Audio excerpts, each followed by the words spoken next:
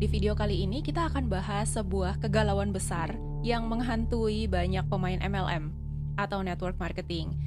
Nah, pertanyaannya adalah, saya udah kerjain bisnis ini bertahun-tahun, 5 tahun, 10 tahun, tapi kok hasilnya begini-begini aja?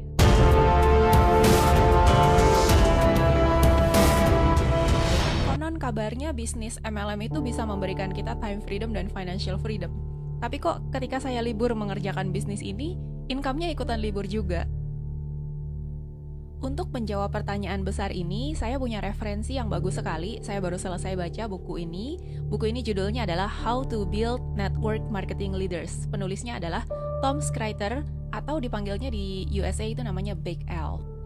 Nah, Big L menulis di buku ini bahwa kalau kita memiliki organisasi yang isinya adalah leader-leader, maka bisnis MLM itu akan jadi jauh lebih mudah.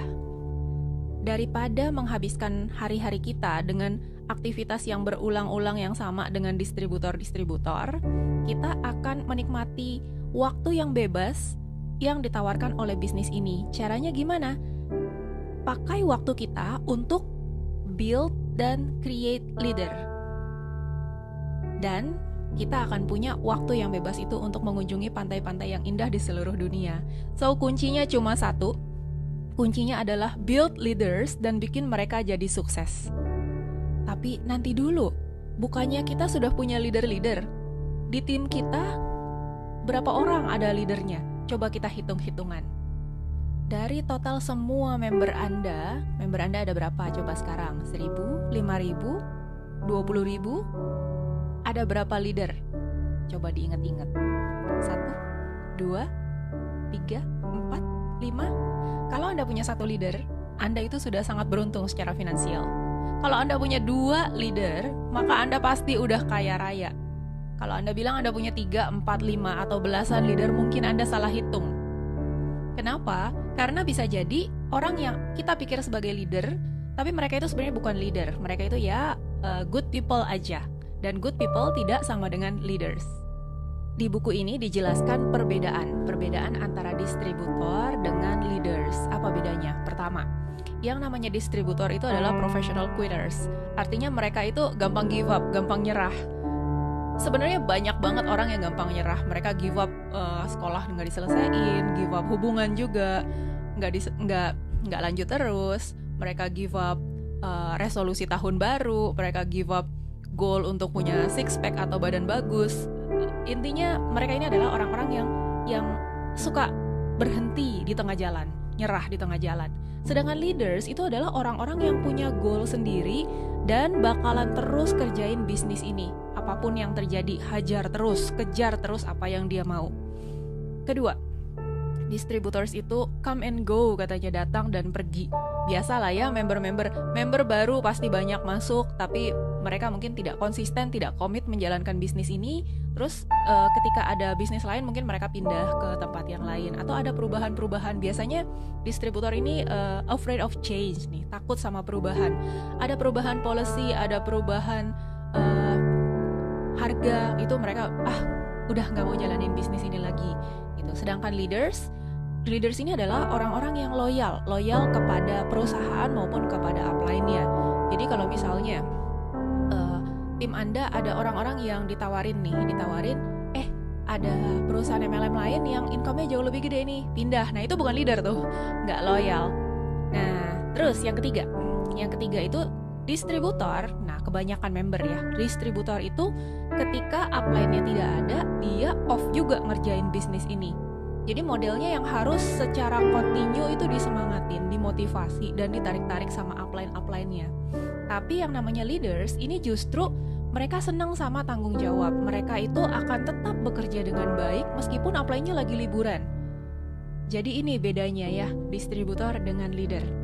Nah, kita pasti sekarang sudah bisa memilih, kita pengen tipe distributor atau leader yang banyak di tim kita. Tentunya kita kepengen yang leader. Nah, PR berikutnya adalah gimana cara dapetin leader-leader itu? Ada 2 cara. Cara yang pertama adalah curi, steal the leaders. Apakah cara ini efektif? No, cara ini tidak efektif. Kenapa? Misalnya, ketika seseorang ditawarkan, pindah ke MLM saya aja, karena saya akan support kamu, terus income kamu akan jauh lebih gede di sini, bla bla bla. Dan dia pindah karena ada tawaran yang lebih gitu ya, Wanipiro. Dikasih mobil di awal atau dikasih titik yang bawahnya udah ada orangnya gitu ya, tinggal balancing aja dan lain-lain. Tapi ketika orang ini dengan mudahnya di hijack, maka dia juga akan dengan mudahnya di hijack lagi oleh orang lain. Ini adalah temporary leaders. Anda akan capek karena leader seperti ini nggak ada loyalitasnya. Kemudian apa cara lain kalau gitu? Kalau kita jangan curi gitu ya.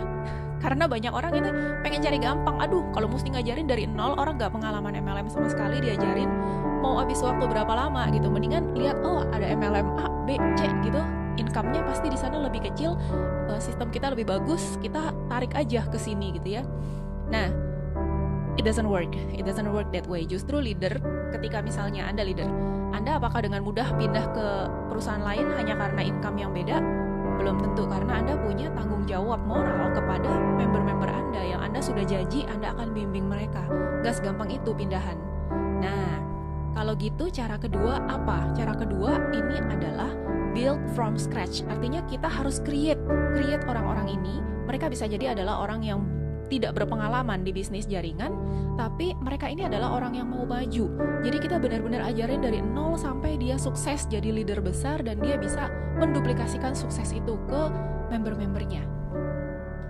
Bisa jadi proses ini memakan waktu yang cukup lama. Bisa jadi 6 bulan, bisa jadi 1 tahun. Itu benar-benar nempel sama kita sampai kita mikirnya kayak apa dia bisa ikut, punya pola pikir yang mirip-mirip. Kita presentasi seperti apa, dia juga bisa ikut presentasi dengan cara yang sama kayak kita, sama powerfulnya. Untuk ngegali mindset juga dia sudah ngerti banget cara ngegali mindset orang seperti apa. Nah, ini perlu proses yang luar biasa, ini bisa makan waktu. So, sekarang pertanyaan berikutnya adalah bagaimana caranya supaya kita tidak buang-buang waktu. Karena bisa jadi kalau kita buang waktu 6 bulan, 1 tahun develop orang yang kita pikir potensial untuk jadi leader, tapi ternyata dia bukan DNA leader, bukan potensial leader, berarti kita waste, kita buang waktu kita 6 bulan sampai 1 tahun itu. Dan waktu itu nggak bisa balik. Kalau kita punya tujuan, misalnya kita mau kerjakan bisnis jaringan kita selama 5 tahun. 5 tahun abis itu kita mau bisa retired. Kemudian kita salah pilih orang. Kita pengen duplikasi dalam 6 bulan ke orang ini, tapi orang ini dia memang nggak kepengen jadi leader gitu. Dia cuma pengen jadi distributor atau dia cuma pengen jadi user. Salah target. Maka 6 bulan kita itu nggak bisa balik. Artinya goal kita bisa-bisa mundur. Jadilah kita punya pertanyaan besar lagi, PR lagi. Di mana kita bisa mencari bibit-bibit untuk kita jadikan leaders ini? Potential leaders itu kita harus cari di mana? Kemudian apa yang harus kita ajarkan ke mereka? Dan bagaimana cara mengajarkannya ke mereka? 3 pertanyaan yang luar biasa harus kita cari jawabannya. Karena kalau kita nggak tahu cara cari leadernya, terus oke, udah dapat potensialnya, nggak tahu apa yang harus diajarkan ke mereka dan gimana cara ngajarinnya ke mereka, maka bye-bye financial freedom, bye-bye time freedom. Sebelum kita kupas satu persatu pertanyaan tadi, kita sebenarnya pengen bahas dulu nih. Yang namanya leader itu siapa? Leader itu seperti apa? Leader, yang pertama, leader itu adalah professional student. Professional student dalam bisnis ini. Artinya leader ini adalah orang-orang yang mau belajar, yang selalu pengen lebih maju, lebih baik dalam mengerjakan bisnis ini. Otomatis juga ini berarti potensial leader ini adalah orang-orang yang sering datang ke training, orang-orang yang gak banyak alasan tuh ya, nanti dibilang trainingnya jauh lah, trainingnya bayar lah. Kalau dikasih tahu ada jadwal training, nanya dulu bayar nggak gitu.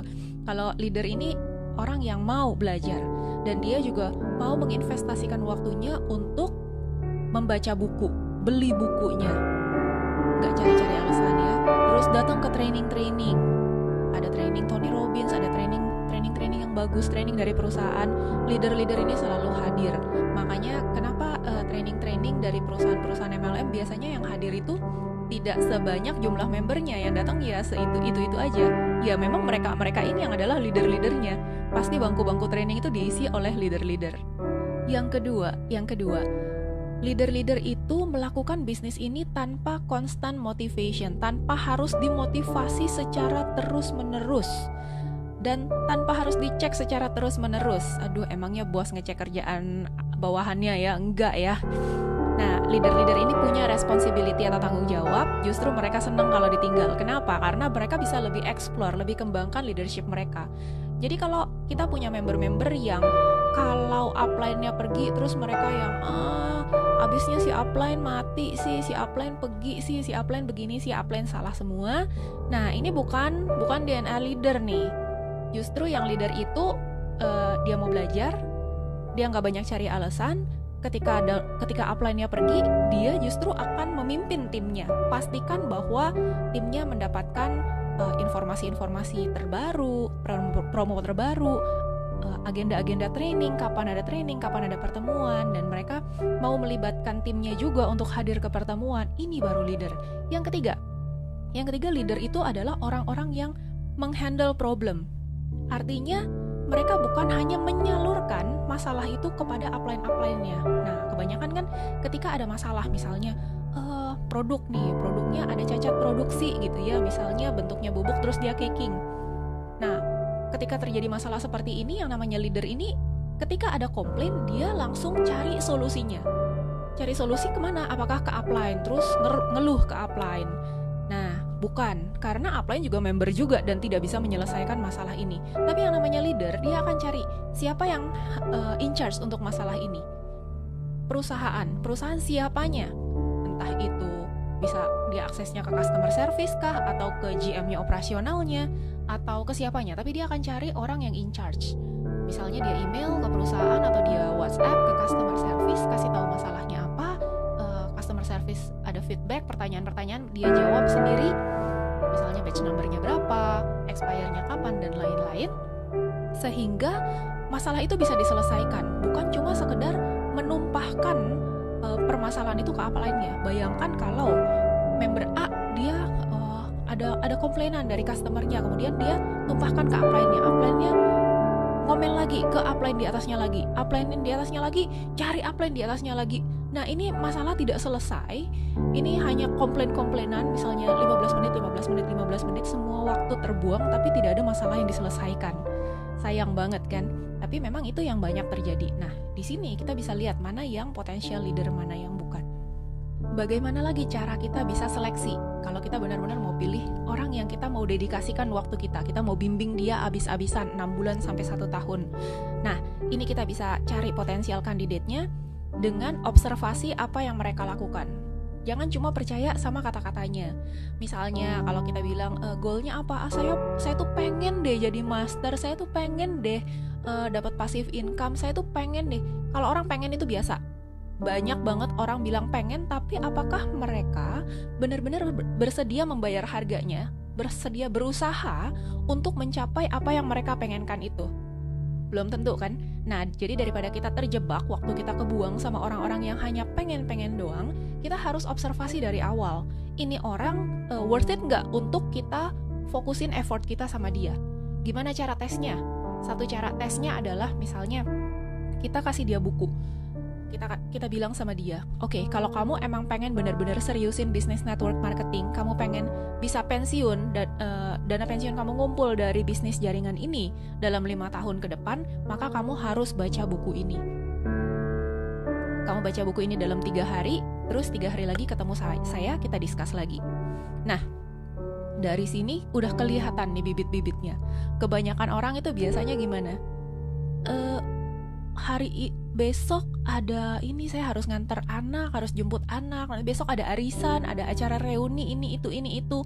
Besokannya lagi, aduh udah kecapean banget, bener deh, udah gak kuat lagi, ngantuk, dan lain-lain. Nah, ini adalah orang-orang yang selalu akan ketemu excuse, selalu akan ada alasannya.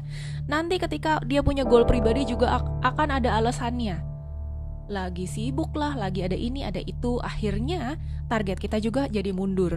So, kayak apa nih orang-orang yang actionnya pantas untuk kita fokusin? Nah, orang-orang ada yang langsung cari buku itu atau langsung baca dan kurang dari 3 hari dia udah langsung datang lagi ke kita.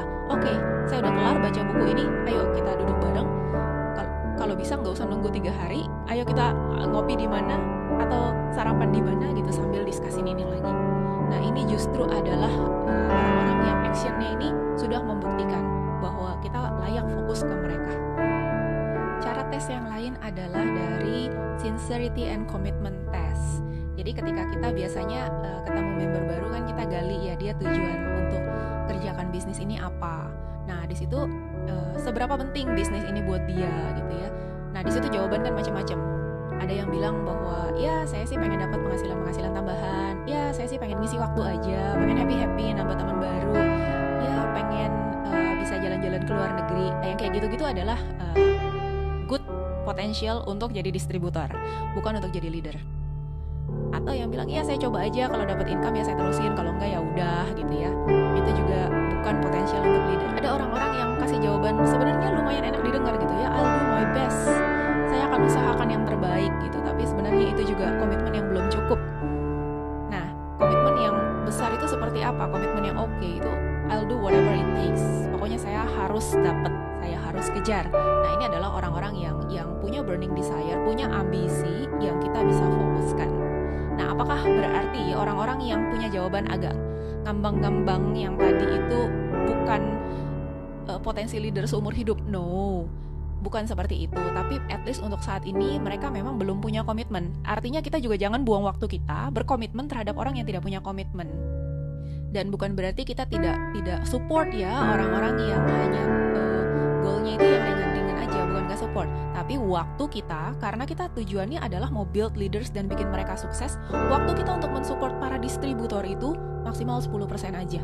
Kenapa? Karena mereka juga gak butuh waktu kita banyak-banyak. Kita support, kita remind mereka tiap kali ada BOP, tiap kali ada seminar kesehatan, tiap kali BOP digital, Samcast digital, all the time kita ingetin juga mereka enak. Ya lama-lama mereka block kita, mereka gak suka di-remind terus. Toh mereka goalnya bukan ke arah sana. So, jangan paksakan agenda kita pengen create leader ke orang-orang yang memang tidak ingin. Tapi Luz, leader itu kan jarang. Tadi kan Lucy sendiri yang bilang leaders itu rare. Kebanyakan itu ya memang user dan distributor. So, gimana dong? Apa benar kita benar-benar harus fokus ke leader? Oke, sekarang Lucy kasih pertanyaan. Bener gak sih penting seorang leader atau seorang jenderal? Kalau seandainya ada satu peperangan, ada jenderal 5, ada pasukan 10.000 atau 100.000 deh, 100.000 pasukan dipimpin 5 jenderal.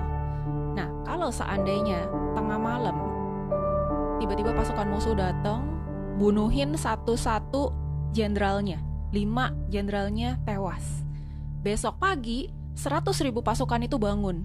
Kira-kira mereka tahu nggak arahnya mau kemana, apa yang harus dilakukan? No, 100.000 pun bisa kocar-kacir, bisa nggak tahu apa yang mereka harus lakukan dan akhirnya pulang ke rumah masing-masing. Kalah peperangannya. Tapi kalau musuh itu datang, bunuh 100.000 pasukan, yang disisain justru yang nggak tewas adalah 5 orang jenderal.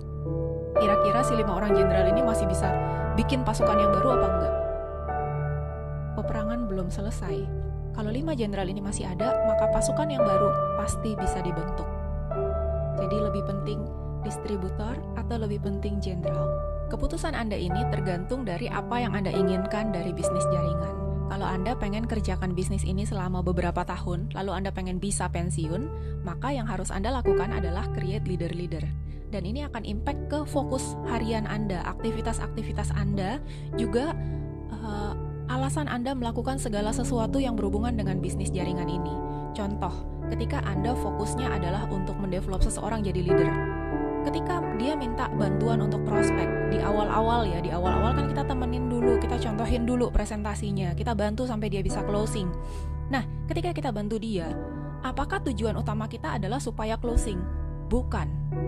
Tujuan utama kita adalah kita tunjukin komitmen kita kepada member baru kita bahwa kita serius untuk bantu dia jadi leader.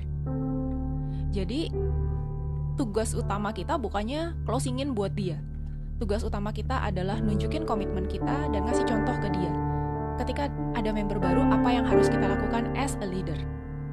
Jadi jangan diomelin ya, gimana prospeknya nggak datang, atau prospeknya cuma begini, ngapain ngelibatin saya gitu ya, buang-buang waktu saya aja. Waduh, jangan ya. Jadi tujuan utama kita adalah kita pengen tunjukin komitmen kita. Kita tetap support dia, meskipun itu keluar kota, meskipun itu agak jauh gitu ya. Atau sekarang sih udah jauh lebih enak bisa 3-way call, pakai video call ya. Tapi kita tunjukin komitmen kita kepada member baru tersebut.